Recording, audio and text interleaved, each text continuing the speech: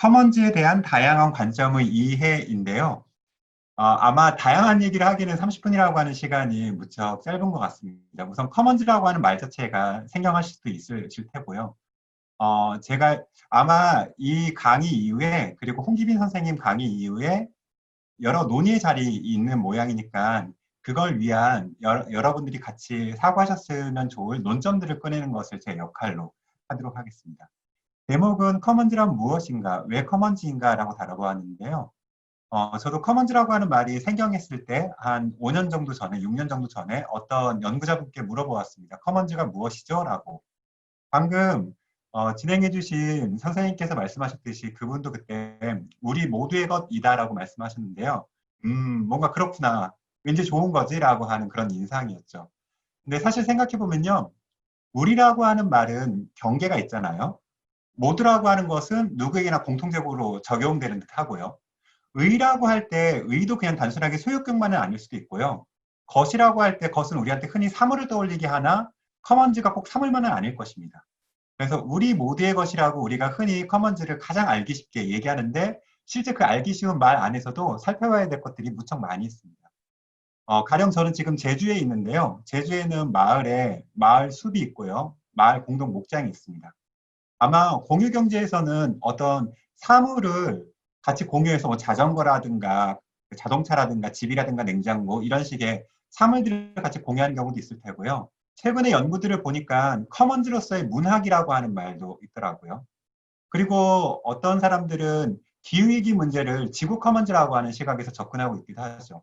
근데 그렇다면 과연 그때 사물인 경우, 앞에서의 자산인 경우, 그리고 지구인 경우, 문학인 경우, 우리 모두의 것이라고 할 때 그 우리 모두라고 하는 것은 사뭇 달라지겠죠. 의라고 하는 것도 아마 달라질 테고요. 것이라고 하는 것에 뭔가 우리한테 풍기는 상상 또한 역시 달라질 것입니다. 그래서 말씀드려야 될 거는 커먼즈는 왠지 되게 그럴듯한데 파고들면 들수록 되게 복잡하구나 라고 하는 것을 아마 이어지는 연속 강의에서 경험하게 되시지 않을까 싶어요.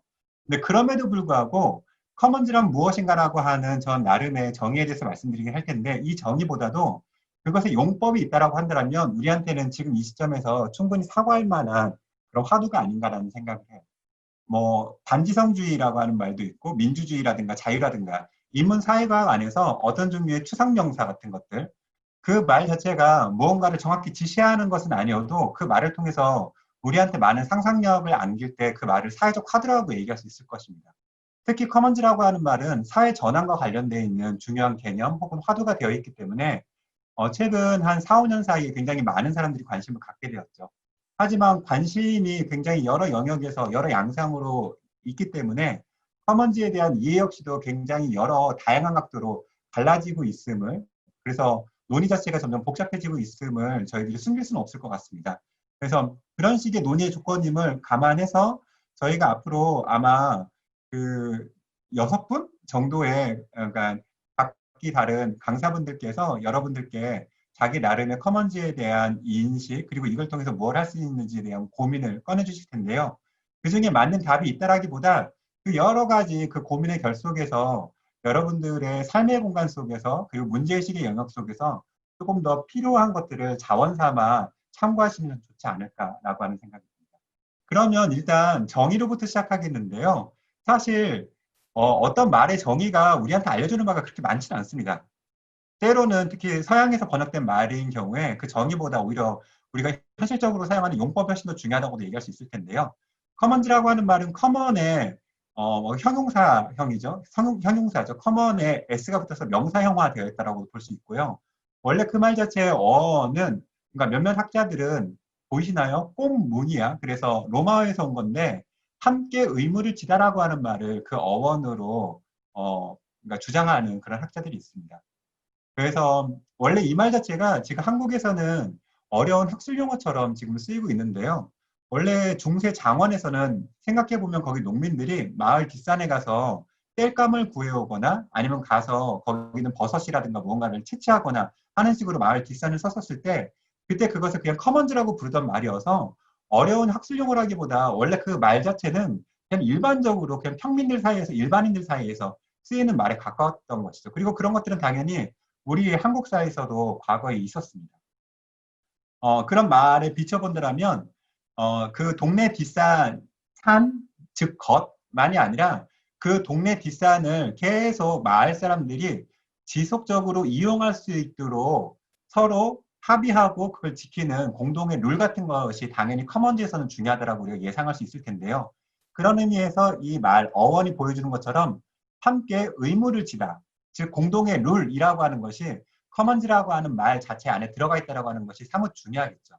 그래서 아마 공공에서 행정에서 우리한테 시민들한테 이런 걸 써라라고 하는 식으로 일방적으로 제공해주는 그런 사물들도 뭐 그것도 커먼즈라고 부를 수 있을 테지만 만약에 그 공동의 룰에 대한 재정의 권한 그리고 그걸 준수했을 때 거기에 대한 공통감각의 형성이 시민 사이에서 그 마련되어 있지 않다라고 한다면 그걸 굳이 커먼즈로 부를 수 있을 것인가라고 하는 그런 이견도 분명히 생길 수 있을 것입니다. 지금 보여드리는 표는요. 한국 학계에서 커먼즈와 관련된 논문이 어떤 식의 추이로 지금 늘어나고 있는지를 보여주는 것인데요. 이거는 한국 KCI 등록 학술지에서 커먼즈라고 하는 말을 키워드로 삼은 논문 전체 편수를 보여줍니다. 근데 보시면 2000년에 논문 편수가 0이었거든요. 2001년에도 0이었고 그 이후에 기껏해야 논문 한 3편 그리고 지금은 매 30편 넘는 논문이 나타나고 있는 것을 알 수 있죠. 전반적인 경향수를 봤을 때 2000년 이후에 커먼즈 연구가 늘어나고 있구나 이런 식으로는 일단 볼 수 있을 것입니다. 네, 역으로 말씀드리자라면 2000년 이전에는 커먼즈를 키워드로 삼은 연구가 없었습니다. 그렇다면 한국에 커먼즈 연구가 없었던 것일까요? 그건 아니겠죠. 제주만 해도 공동 자원에 대한 연구가 있고요. 공동 어장이라든가 목장에 대한 연구가 있고 도시에서도 공공 공간에 대한 연구가 있었습니다. 근데 그런 것들이 커먼즈 패러다임 안에서 일괄적으로 꿰어진 연구라기보다는 좀 분산적인 형태에 있었다라고 얘기할 수 있는 것이겠죠. 그래서 한국에서 커먼즈라고 하는 말이 쓰이면서 커먼즈에 대한 연구가 있었다라고 보기는 어렵고요. 다만 2000년대부터 커먼즈라고 하는 말이 한국의 학술계에서 일단 그냥 화두가 되었구나라고 하는 정도는 이 표를 통해서 우리가 예상할 수 있을 것입니다. 특히 처음에는 행정학 연구의 그러니까 영역의 연구가 많았고요. 지금 2000년대, 2010년대 넘어서는 뭐 법학이라든가 사회학은 물론이고요. 그러니까 생태학이라든가 다양한 방면에서 커먼즈 연구가 늘어나고 있습니다. 지금 2000년과 그리고 또 하나 한 2010년도 정도를 보실까요? 2000년에 커먼즈 연구가 일단 커먼즈라고 하는 키워드를 동반한 연구가 생기기 시작했다고 한다면 2010년도부터 많이 늘어나는 것을 볼 수 있겠죠. 커먼즈 연구는 왜 이렇게 늘어날까? 그리고 왜 하필이면 2000년에 들어서 생겼을까? 아마 모든 것들을 그 경제위기 이후로 돌릴 수는 없겠지만 두 차례에 걸친 경제위기가 확실히 중요하다고 얘기할 수 있을 것입니다. 한국에서는 1990년대 말에 있었던 경제위기, IMF, 환란 사태가 있었었고요. 그리고 2008년에 전 세계적인 금융위기가 있었었죠. 근데 그 두 가지 경제위기는 각각 좀 사뭇 다른 효과여서요. 90년대 후반에 있었던 경제위기가 신자유주의의 고조, 따라서 거기에 대한 대항 담론, 대항 이데올로기의 필요 때문에 커먼즈, 공통의 영역으로부터 무언가 저항 담론, 사회 전환 담론을 만들어 보자라고 하는 일각의 주로 좌파 이론가들의 문제의식이 있었다고 한다면 2008년에는 신자유주의의 폐해가 전 세계적으로 여실하게 드러난 만큼 그것을 넘어서는 대한사회에 대한 상이 꼭 좌파 이론가들만이 아니라 심지어 공공정책이 이르기까지 많이 나타나기 시작했습니다. 그래서 커먼즈 연구도 한국에서 2000년대부터 2010년대까지 그리고 2010년대 이후에 나타난 연구의 그 양상은 좀 많이 다르더라고 얘기할 수 있겠죠. 그래서 지금 보시다시피 커먼즈 연구는 무척 많이 늘어나고 있는데 실제 이 표상에 각각 시기에 나온 커먼즈 연구 양상은 사뭇 다르다라고 말씀드릴 수 있을 것 같습니다. 그러면 이런 식으로 한국에서 커먼즈 연구가 늘어나고 있는데요. 과연 이 커먼즈라고 하는 개념 혹은 패러다임 그리고 커먼즈 연구는 한국에서 사회과학 영역에서 혹은 우리들 고민하는 시민들한테 얼마나 쓸모가 있는 것일까라고 하는 의문을 던져볼 수 있겠죠. 우선 말 자체가 생경어입니다. 그러니까 커먼즈라고 지금 제가 영어 그냥 그대로 여러분들한테 말씀드리고 있는데요. 아까 저를 공동자원 센터에 있다고 소개해 주셨습니다. 그때 공동자원도 사실 커먼즈의 번역어거든요. 그리고 공유지라고 하는 말도 커먼즈의 번역어로 있고요. 공유제라든가 혹은 어떤 사람들은 공동이 아닌 공통이라고 하는 말을 사용해서 공통제라든가 이런 말들을 사용하죠. 제가 한국 학술계에서 그 사용되고 있는 커먼즈의 번역어는 한 6, 7가지 정도로 굉장히 다양한 지금 번역어가 쓰이고 있다라고 얘기할 수 있을 텐데요. 근데 거의 대부분 다 보면 복합명사입니다. 그래서 앞부분이 공유, 공통, 공동 이런 식의 관계 형식이라고 한다면 뒷부분엔 공유지, 뭐 재, 자원 이런 식의 대상 형식이라고 하는 그 2가지 조어에 의해서 복합명사로 그 커먼즈는 많이 번역되고 있습니다. 근데 저는 지금 굳이 여기서 커먼즈라고 하는 말을 쓰고 있는 것은요. 그런 식으로 복합명사를 쓰면 자꾸 우리가 사물 위주로 사고하게 되거든요. 그게 지, 땅이든 아니면 재, 대화이든 자원이든지 간에요. 그래서 일단은 저는 커먼즈라고 하는 말을 쓰고 싶고 왜냐하면 커먼즈라고 하는 말 독자적으로 있다라기보다 마지막 날 아마 그 강사분께서 말씀하실 텐데요. 커머너라든가 커머닝이라든가 이런 식으로 인접해 있는 다른 동사 혹은 명사와의 쓰임새가 무척 중요한 개념이기 때문에 이걸 다른 그 번역어로 취했을 때 커머닝이라든가 커머너라든가 이런 식의 말과 좀 거리가 벌어지는 듯한 그런 효과가 나오기 때문에 저는 일단 커먼즈라고 하는 말을 그대로 쓰도록 하겠습니다. 그리고 2번째는 사실 커먼즈라고 하는 말은 외삽적입니다. 외국에서 주어진 것이죠. 한국에서 따라서 커먼즈가 지금 굉장히 연구가 활발하긴 한데요. 이것도 몇 년 뒤에 그냥 유행으로 지나가게 된다면 지적 식민주의의 그냥 한 가지 풍경에 그칠 수도 있을 것입니다. 그리고 3번째는요. 커먼즈라고 하는 말 자체가 되게 추상적이어서 이걸로 대체 한국의 문제, 한국 사회의 어떤 문제점을 파고들고 해결책을 짚어낼 수 있는 것인가라고 하는 설명력의 문제가 있을 것입니다. 이 3가지 고민을 저희들이 잊지 않고 이제 커먼즈에 대한 논의 본격적으로 나설 때 그냥 이거는 왠지 뭐 좋은 개혁건이 혹은 우리한테 필요한 거겠거니라고 하는 그런 식으로 그냥 그 말의 매력을 느끼시는 것보다는 그 말에 대한 의구심을 놓치지 않는 것이 오히려 우리한테 기묘한 지적 재산을 만들 때 중요하지 않을까라고 하는 생각이 듭니다. 근데 아까 외삽적이라고 말씀드렸는데요. 분명히 한국 사회에도 커먼즈적인 발상이 있습니다. 조선의 건국이념인데요. 민과 함께 협력하다, 민과 함께 하다라고 하는 것이죠. 근데 그 안에 보면 산림천택이라고 하는 산과 림과 천과 그리고 연못에 이르기까지 모든 민에게 주어서 함께 사용해야 된다라고 하는 식의 건국이념이 있고요. 그리고 경국대전에 보면은 그 나무가 지금 많은 민들이 이용해야 될 나무를 어떤 사람이 사점을 하면 그 사람 형벌에 처한다라고 하는 그런 룰이 있었습니다. 그리고 오늘날에도 민법에 보면 특수지역권이라고 하는 게 있는데요. 그러니까 소유권이랑 무관하게 그 지역에서 이제까지 공동으로 활용하던 이용의 관습들이 있으면 그것은 그 지역의 소유자가 바뀐다 하더라도 그 지역 내에서 그 지역 내 그런 이용권을 인정해 주는 그런 법에 대한 내용이 우리나라 민법상에도 있습니다. 하지만 사실 특수지역권은 거의 많이 활용은 안 되고 유일하게 관심 갖는 사람들이 좀 부동산 업자 위주인 경우가 많이. 근데 이렇듯 우리 안에 커먼즈가 있을 수밖에 없는 이유는 우리는 기본적으로 마을에 살고 있기 때문입니다. 마을이라고 하는 말의 어원이 제가 물이라고 썼는데 사실 물은 아니고요. 아래 하자인데요. 몰입니다. 그러니까 마을이라고 하는 말에 물이라고 하는 의미가 포함되어 있고요.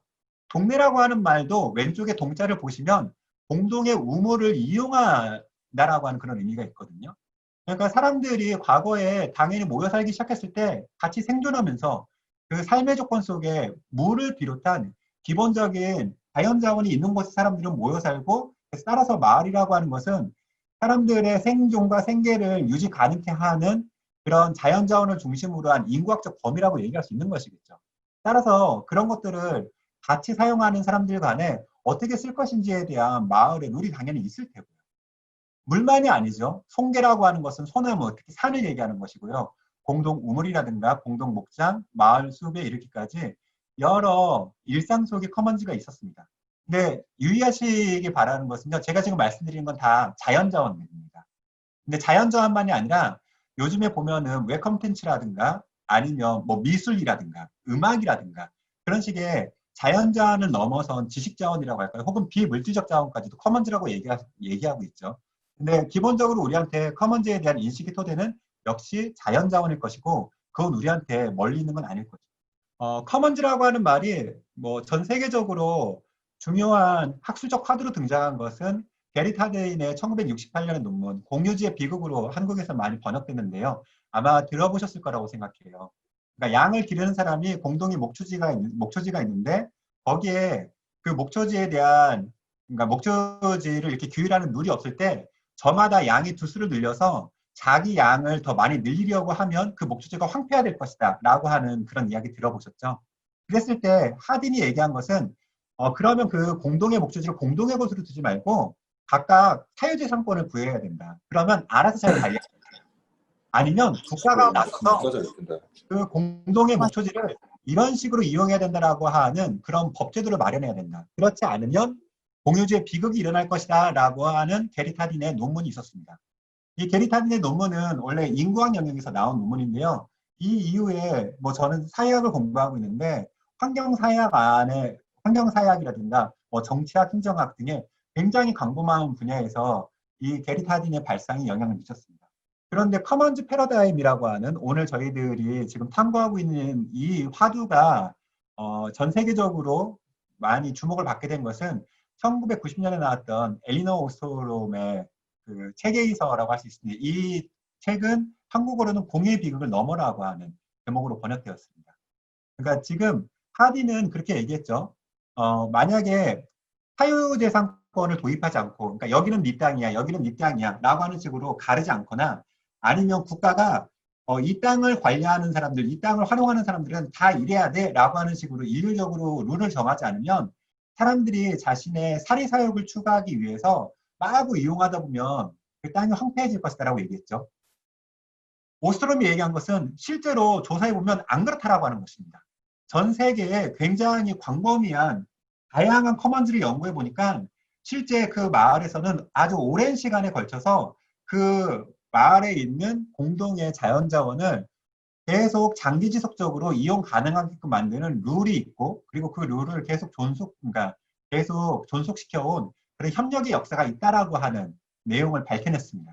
그래서 커먼즈 패러다임이라고 우리가 얘기할 때 그것은 기본적으로 인간은 사리사욕을 추구하는 존재일 뿐만 아니라 타인과 함께 협력할 수 있는 존재다라고 하는 것을 아마 인간 간에 건드려서 깔고 있다라고 얘기할 수 있을 텐데요.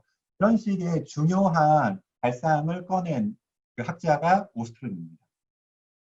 근데 오스트롬은 더 나아가서 커먼즈를 경제학적으로 분류했는데요. 이건 커먼즈를 특히 커먼 풀 리소시스라고 해서 CPR로 본 것인데요. 이건 좀 어려우니까 간단하게만 설명하고 넘어가겠습니다.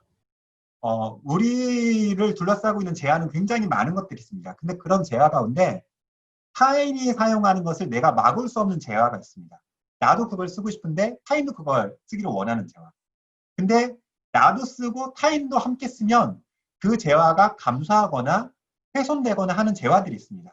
가령 제가 옆에 있는 숲에 가가지고 버섯을 채취하고 싶을 때 그 숲이 개방되어 있는 곳이라고 한다면 타인도 그 숲에 들어올 수 있겠죠. 하지만 제가 그 숲에서 버섯을 많이 채취하면 타인은 거기서 버섯을 채취하기 어려워지겠죠.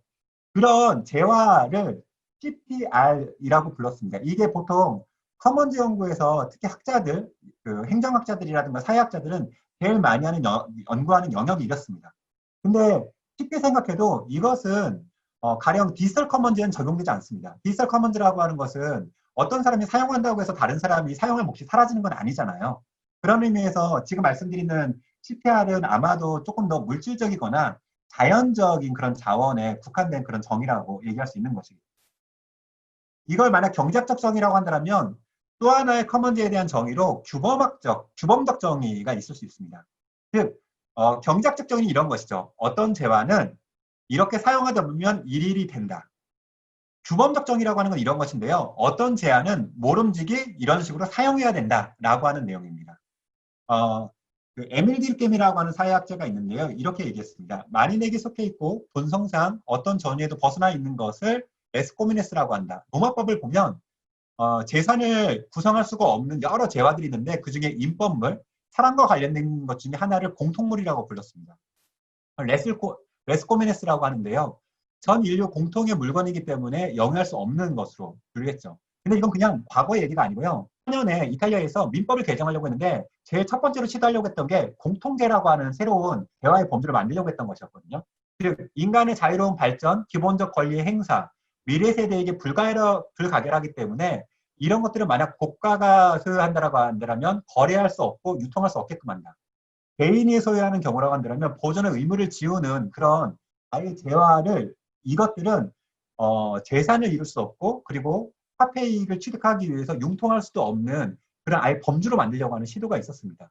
이게 로드타 그 민법 개정위원회인 이유는 그때 민법학자가 스테파노 로드타였더라고 하는 그러니까 스테파노 로드타였고 근데 이런 식의 법률 개정 움직임이 나타났던 게 이탈리아에서는 1990년대 초반부터 수도를 포함한 민영화에 대한 광범위한 사회적 그런 그 개혁들이 있어서 거기에 반대하는 민영화 운동들, 민영화 반대 운동들이 있었거든요. 그럼 민영화 반대 운동을 배경으로 해서 민법마저 바꾸려고 한 그런 접근들이 있었고, 그래서 그 안에 중요한 발상이 커먼즈 패러다임이었다고 합니다.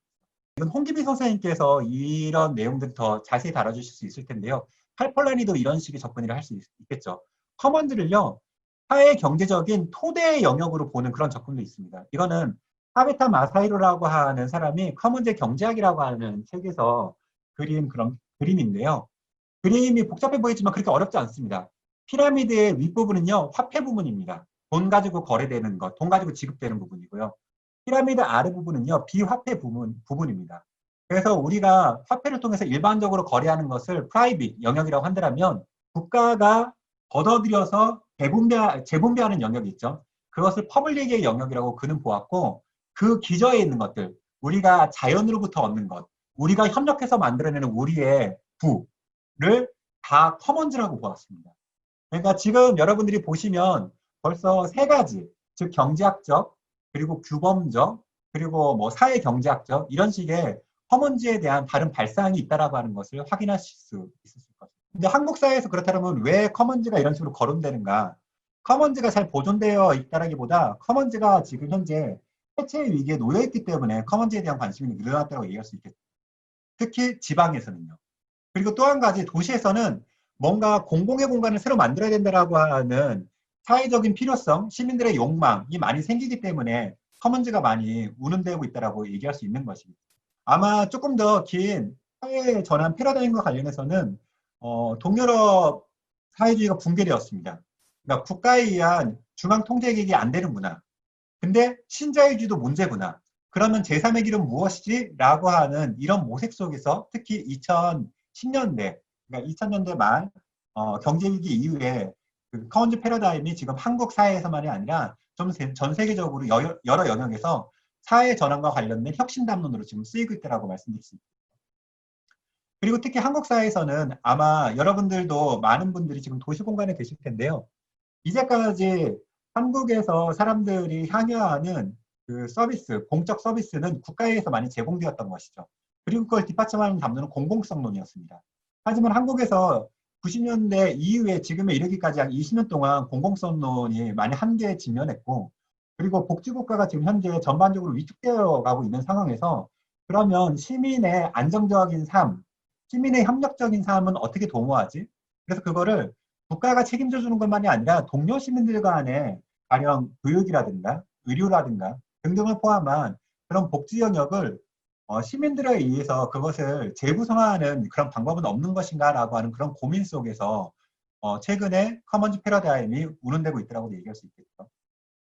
그런 의미에서 복지 체계와는 다른 커먼즈 동료 기반 동료 시민들의 생활 안전 체계에 대한 모색도 지금 커먼즈 패러다임이 많은 사람들한테 고민으로 자라나고 있는 한 가지 사회적 배경이라 할 것입니다. 자, 이즈음에서 커먼즈 패러다임이 무엇인가를 정리한다면요. 2인 추구 패러다임이랑 비교해 봤을 때 살기 위해 나 혹은 우리는 무엇을 필요로 하는가라고 하는 핵심 물음에 근거해 공동의 부 그리고 지속 가능한 살림살이를 도모하려고 하는 그런 사회적 발상 내지 실천이라고 얘기할 수 있겠죠. 근데 지금 제가 여러 가지를 말씀드렸죠. 제가 지금 속해 있는 제주에서의 목장 얘기도 말씀드렸고요. 도시공간도 말씀드렸습니다. 근데 커먼즈 패러다임이 지금 한국 사회에서 운운될 때 혹은 그게 지적 유행을 볼 때 거기에 대한 사회적 배경이 너무나 복잡하거든요. 다양하죠. 자연자원 고갈도 있고요. 농어촌 붕괴 문제도 있고요. 도시 인클로전 문제도 있고 공공서비스 축소 문제가 있고 사회 불평등 심화, 생물 다양성 상실, 기후변화 등 각가지 사회적 문제의 심화 속에서 커먼즈가 운운되고 있습니다. 그렇다면 어떤 특정한 문제 속에서 지금 커먼즈를 이해하는지에 따라서 그 커먼즈에 대한 정의라든가 커먼즈의 용법이라든가 커먼즈를 통한 실천이라든가 아마 상상력들이 사뭇 다르겠죠. 지금 이 자리에서 이 화면을 듣고 저의 말씀을 듣고 있는 약 30분 되시는 이 참여자분들한테도 지금 제가 커먼즈는 우리 모두의 것이라고 얘기했을 때 그러면 이걸 가지고 대체 뭘 하지라고 하는 그 상상력은 다를 수 있을 것이라고 생각합니다. 지식정보 동점이 문제라고 했을 때 지금 웹 컨텐츠에 대해서 뭔가 그것을 공유화 운동을 하는 뭐 카피리프트 운동을 포함해서요. 그런 식의 커먼즈 접근과 자연 생태 훼손이 있는데 가령 저는 지금 제2공항 제주에 건설되려고 하는 제2공항 문제를 반대하는 운동을 하고 있습니다. 근데 거기가 그냥 그 토지 소유자만의 문제가 아니라 공항이 만들어졌을 때 실제 그게 제주 전역에 어떤 영향을 주는지 그리고 지구온난화에 어떤 영향을 주는지에 대한 문제의식에서 당사자를 제2공항 문제와 관련된 당사자를 지금 넓히는 운동을 1년 이상 벌였는데요. 이런 경우에도 커먼즈 패러다임은 유용하다고 얘기할 수 있을 것입니다. 혹은 지금 자꾸 마을 디자인을 매각해서 여러분들이 제주에 오셨을 때 보게 되는 골프장들은 다 마을 숲이 팔려나가는 흔적들인데요. 그런 것들을 지키려고 할 때 마을 공동체를 지키려고 할 때 그 커먼즈 패러다임 혹은 도시 인클로저 때문에 점점 사라지게 되는 도시 내 공공공간 그래서 어느 땅을 점거하려고 하는 사람들의 운동가들에 의한 도시점거 운동에서의 커먼즈 패러다임 혹은 지구 전체를 하나의 생명권의 공간으로 보고 그래서 지구야말로 우리한테 가장 소중한 커먼즈다라고 하는 식의 그런 접근 속에서 커먼즈 패러다임 혹은 소유적 개인주의가 문제니까 커먼즈의 패러다임과 기본소득을 가령 연결시키려고 하는 그런 실천들 이런 다양한 배경 속에서 커먼즈라고 하는 것은 삶은 다른 양상, 뭐 생태 그리고 용법을 지니게 되겠죠. 그래서 커먼즈 운동으로 해석되는 것들은 무척 많습니다. 자연자원 방어운동, 공공서비스 방어운동, 대한소유운동, 마을 활성화운동, 공유도시운동, 정보지식 공유운동 등이요.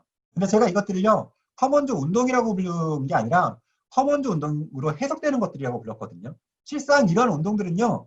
옛날부터 있었습니다. 60년대도 있고 70년대도 있었고요. 근데 이런 것들을 다시 커먼즈 운동이라고 우리가 소환할 때 혹은 재해석할 때 과연 우리는 이것들을 기존 운동으로 바라보던 그 이상의 어떤 시야를 얻게 되는 것인가 만약에 이따 시간이 된다면 그런 토의를 여러분들이랑 해보고 있습니다. 제가 이제 시간이 많이 지난 것 같아서요. 그래서 이 이후에 지금 강의를 보면요.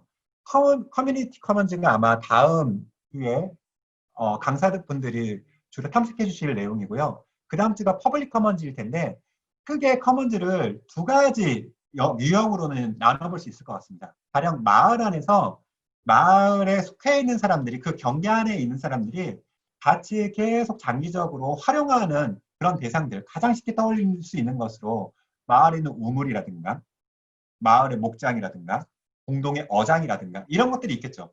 그리고 도시 안에서도 같이 공동의 텃밭이라든가 뭐 이런 게 있을 수도 있겠죠.